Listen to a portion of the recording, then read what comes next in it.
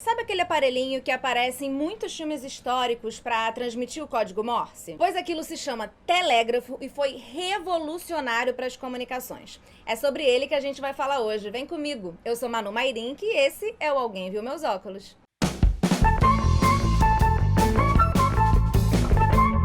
O surgimento da eletricidade permitiu a invenção de muitas outras coisas, isso não é difícil de imaginar, né? Entre elas estava o telégrafo elétrico. Imagina você demorar semanas para receber notícias que vinham de um lugar distante e agora um aparelhinho que você apertava uns botões, fazia uns negócios, uns códigos e você conseguia se comunicar quase que instantaneamente com pessoas que estavam muito longe. Isso porque o telégrafo é um aparelho de comunicação que envia eletricamente mensagens codificadas através de fios. Em meados do século XX, essa era a maneira mais rápida, segura e eficaz de você se comunicar à distância. Nos Estados Unidos, o Samuel Morse, que era um artista, ele era um artista independente, filho de um pastor formado na Universidade de Yale. Em certo momento, ele criou um aparelhinho, né, porque já existia um telégrafo que não era elétrico e tal. Então, o Samuel Morse ele foi um pouco além e criou esse aparelho de impulsos elétricos que transmitia as mensagens através de determinados códigos. Esse código ficou conhecido como Código Morse.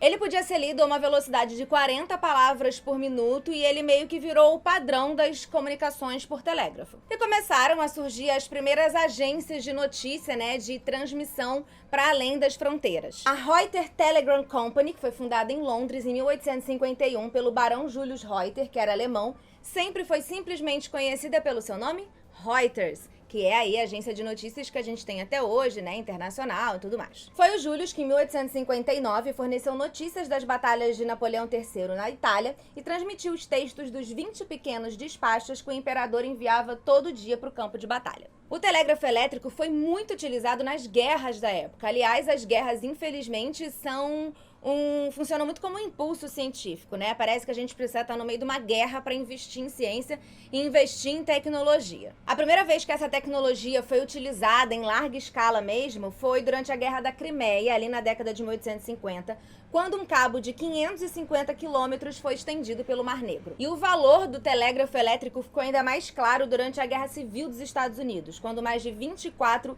mil quilômetros de linha de telégrafo estavam em uso e mais de 1.000 operadores trabalhavam no sistema. E aí surgiu uma questão se esse serviço devia ser privado ou controlado pelo Estado. O agente-geral do Correio nos Estados Unidos, ele, por exemplo, fez uma firme declaração de que um instrumento tão poderoso para o bem e para o mal não podia ser deixado com segurança em mãos dos indivíduos sem um controle legal. De qualquer forma, esse controle foi rapidamente devolvido, né, para o Morse e para os financiadores, porque parecia haver um escopo limitado nos Estados Unidos para o desenvolvimento de um sistema não testado pelo investimento privado. Ou seja, o Estado não quis arriscar e investir em alguma coisa que ainda não tinha sido testada, então preferiu deixar para a iniciativa privada. E isso, né, essa decisão do telégrafo, essa forma tão importante de comunicação para a época, ter sido deixada nas mãos do controle privado, do controle de empresas e financiadores, isso meio que foi o início de uma série de formas de se fazer comunicação nos Estados Unidos, né? Isso diz muito